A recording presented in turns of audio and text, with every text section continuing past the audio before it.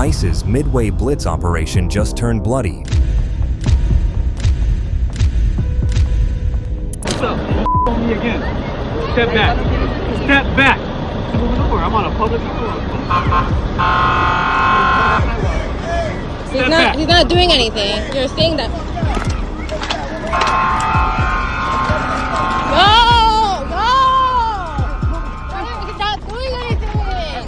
He's not doing anything. No, he's not doing anything. After 550 migrants were arrested in Chicago, federal agents now have clashed with rioters outside that facility. We have a large gathering of protesters outside. We're requesting assistance. Some 300 agents emerged from box trucks and rappelled from a Black Hawk helicopter for an apartment complex raid that led to the arrest of about 30 undocumented people. And remember, Midway Blitz only started days ago, but it's already spiraling out of control. This morning's arrests were part of Operation Midway Blitz.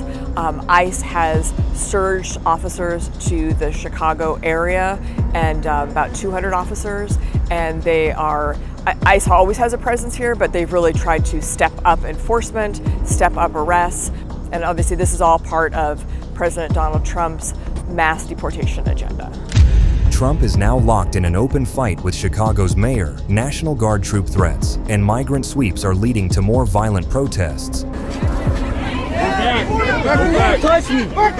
You're rocking the vehicle. What you gonna do? Move back. Please move back. Move back. Come on. What you gonna do? Move back. Move back. Well, this isn't backing up for you. What? And ICE is warning it will go even harder if resistance doesn't stop. Within 20 minutes when we got to the scene here, we saw about 4 to 5 undercover federal agent SUVs make their way through the crowd here and go underneath the tape. And each time we saw this, we saw protesters fight back. They seemingly are like doing it every 5 minutes to continue the irritation on people. It's almost like they want people to be provoked. At one point, a military vehicle pulled up near the protesters and an agent drew his gun from the roof, pointing it at protesters below. It looks like they were like in the military now. You know, it's like a war zone here. Chicago police say they were on scene to document, maintain safety, and control traffic. They were not involved in the incident or the federal investigation. So let's dig into how this war zone opened up in the Midwest and where the next escalation lands. The chaos began before sunrise at ICE Broadview facility outside Chicago. Hundreds of protesters lined the gates, chanting shame at every federal van that tried to push through. Cameras caught the moment the standoff tipped into outright battle. Breaking right now at 4:30, a tense situation unfolding in West suburban Broadview. Federal agents and protesters have been clashing outside of an ICE processing center. As the gates opened, BORTAC agents in full gas masks rushed out. So did a car, but that only made things worse. Every time a car has come or gone from this facility, it has gotten pretty heated out here. Soon enough, reporters witnessed the full heavy artillery against the crowd. Border Patrol and BORTAC are on scene as well. That is the kind of elite SWAT arm of Border Patrol. They have gas masks on. You got pepper balls going, tear canisters going, you got people on the roof. The crowd tried to hold the line, throwing bodies against the vans. Some were dragged away screaming. Others climbed onto the moving vehicles to block them. We got a guy with pepper balls up on the roof. They're shooting down into the crowd. You've got people on the ground down here as well. This is all out chaos right now. Every few minutes, the scene escalated a little more. A woman was shoved to the ground as she tried to stand in the van's path. We just saw a woman pushed to the ground because she was standing in the way when a van was trying to leave. Even with federal dispersal orders blaring through megaphones, protesters refused to clear out. Then, they were told directly what would come next. You are commanded to immediately disperse. If you do not do so, you may be arrested or subject to other police action. What do they mean by other police action? Other police action may include the use of chemical or less lethal munition, which could cause a significant risk of serious injury to those who remain. Yeah, this was the ignition point for Trump's entire Midway Blitz. And by nightfall, federal agents were already preparing the next move. If Broadview was the spark, then downtown Chicago was the explosion. This vehicle just made its way free. You can hear everyone shouting. Obviously, you have tear canisters on the ground. We're going to back up now once again because that vehicle made its way through.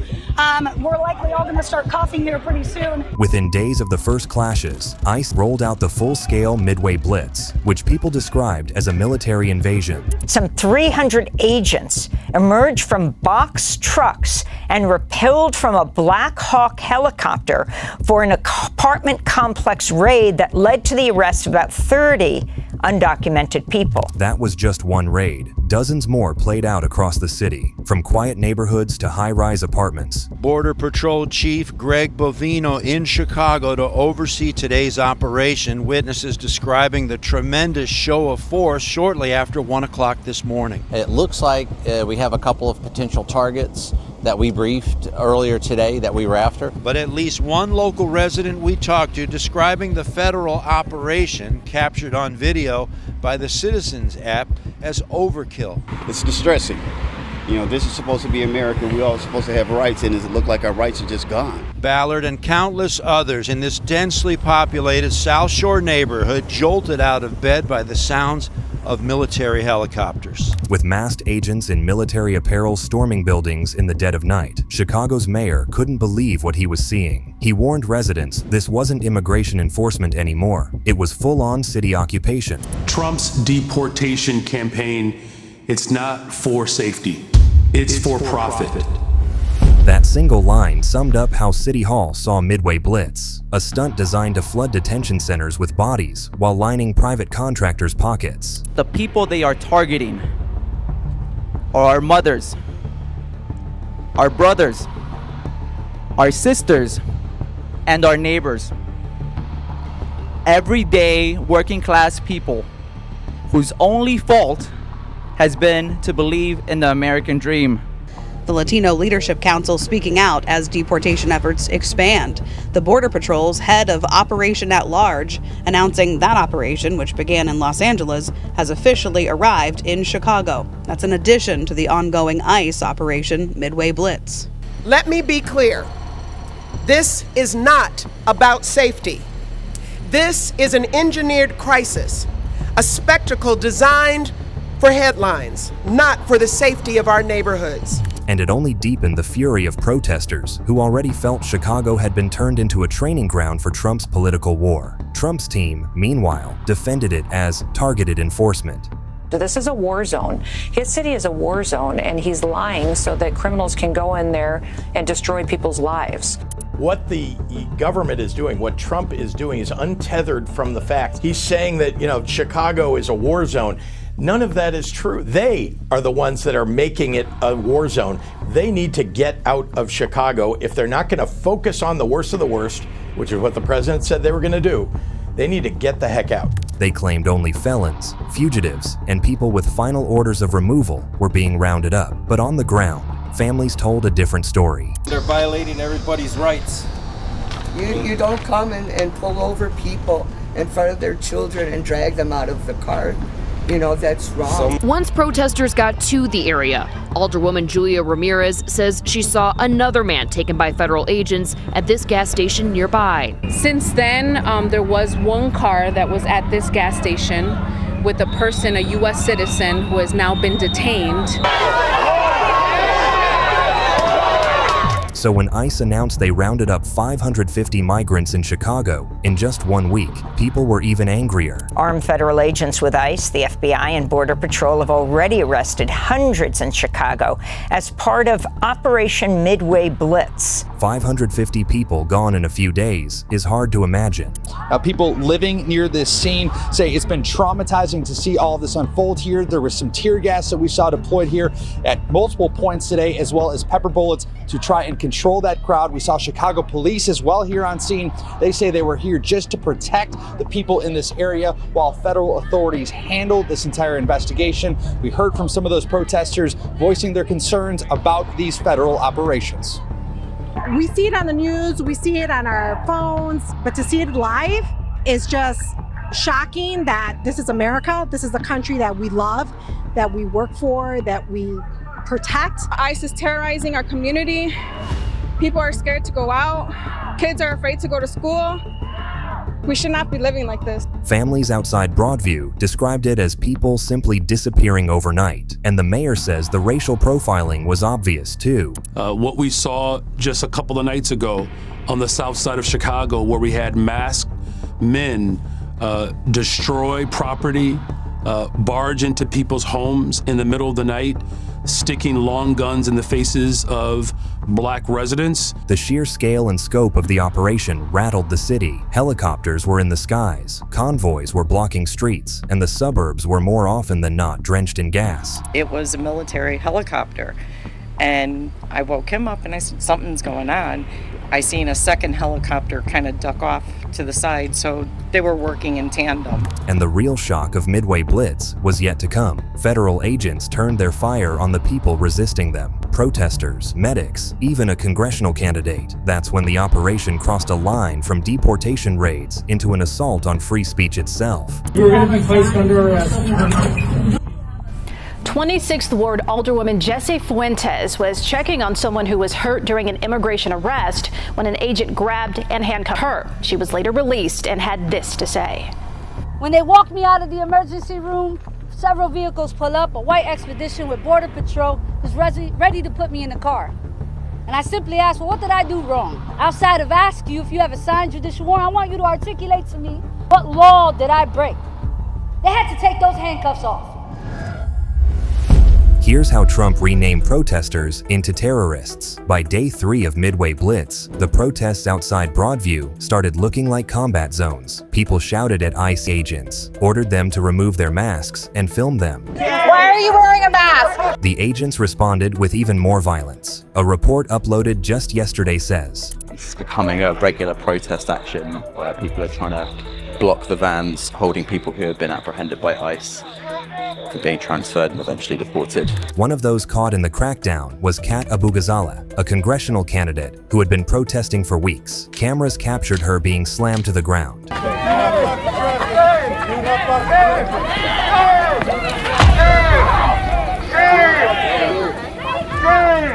Shame on you! On you! Shame on you! Shame on you! Shame on you!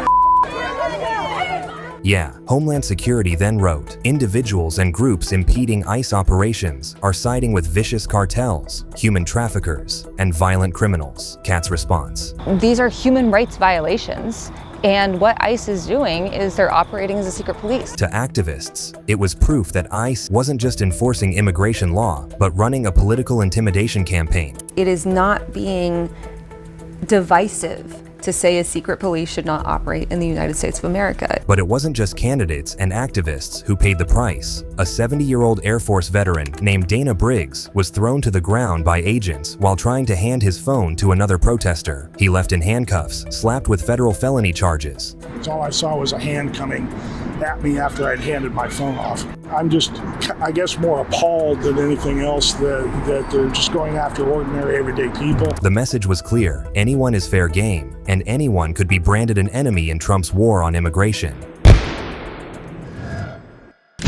And the more people resisted, the more federal agents escalated, which set up the ugliest twist of all. Trump himself calling Chicago a training ground for the military and the enemy from within. The ugliest twist of Midway Blitz didn't come from Broadview's gates or even the helicopters. It came straight from Trump's mouth at Quantico, in front of 800 generals and admirals flown in from around the world. President Trump urged the military to use cities as training grounds, claiming the U.S. is under invasion from within. He called blue cities places run by the radical left. Ones that are run by the radical left Democrats, what they've done to San Francisco, Chicago, New York, Los Angeles, they're very unsafe places, and we're going to straighten them out one by one. Then he called it war. That's a war, too. It's a war from within. I told Pete, we should use some of these dangerous cities as training grounds for our military, National Guard, but military. Within hours of those remarks, Chicagoans felt the reality of what training grounds meant. Federal convoys blocked off downtown streets. Migrants were rushed out of apartments by masked agents carrying long guns. Anyone who interfered got slammed to the ground, hit, or dragged into a van.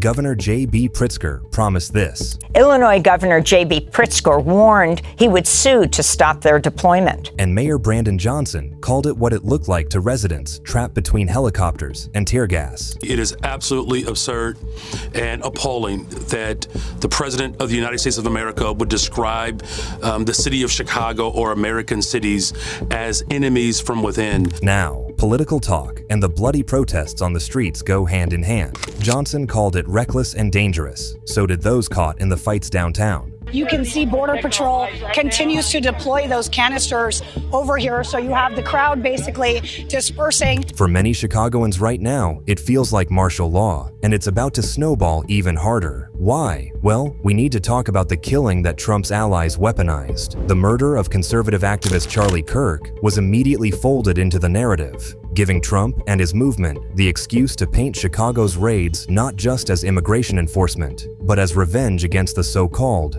radical left. Charlie Kirk had built his empire in Chicago. From a suburban office, he launched Turning Point USA back in 2012, fusing Christian nationalism with MAGA politics. After his murder, that legacy was twisted into fuel for Trump's crackdown. You came into our country illegally. We have laws and customs. You came here, you knew you were breaking the law, and you should be sent back to your country of origin. At his memorial, grief turned into hate. I've made myself watch it at least 100 times because, 100 times? Yeah, because we must never look away. But then came the moment that revealed just how far this had gone. Here's what Trump said during Kirk's memorial.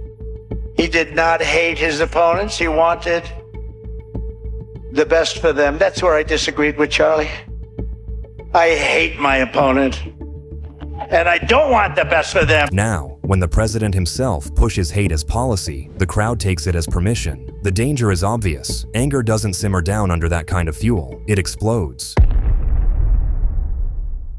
Which is exactly what happened as protests grew louder, raids hit harder, and every side walked away even angrier than before. Within days, MAGA rallies were chanting the same thing: we hate our enemies. Trump allies reframed Midway Blitz as protecting Kirk's legacy, warning that radical left terrorists were the same people blocking ICE vans. This kind of rhetoric is directly responsible for the terrorism that we're seeing in our country today. It must stop right now. On the streets, it translated into more force. ICE justified violent dispersals by pointing to Kirk's death, claiming that the protests weren't about migrants at all. They were about fueling left-wing chaos. Protesters say, frankly, you've heard all of it before.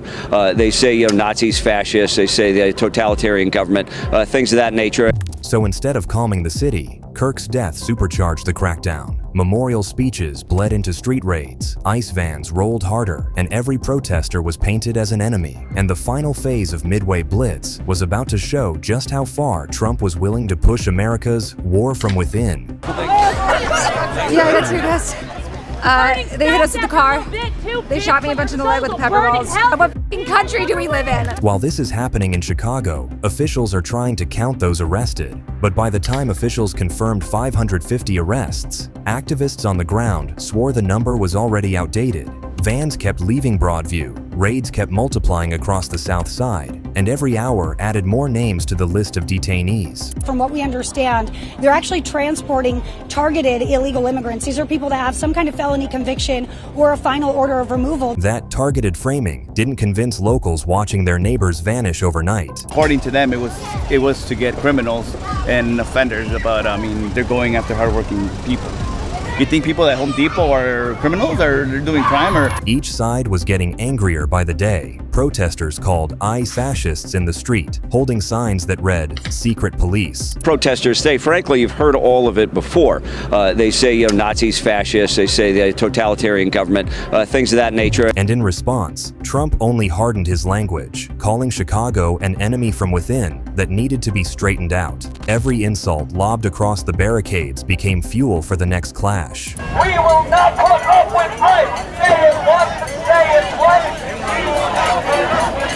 By Christmas 2025, Chicago may not look like the city people recognize today. If ICE keeps filling buses and protesters keep filling the streets, the standoff could become permanent. Imagine a cycle of raids and resistance where both sides believe they're fighting for survival. And if Trump makes good on his promise to expand Midway Blitz into other so-called radical left cities, this winter could mark the beginning of something much darker. A blueprint for martial law spreading across America, one raid at a time. What will it take to stop the cycle? Please feel free to share your thoughts with us in the comments below, and don't forget to subscribe to our channel for more in-depth videos like this. Meanwhile, click on any of the cards on your screen right now to watch more of our videos.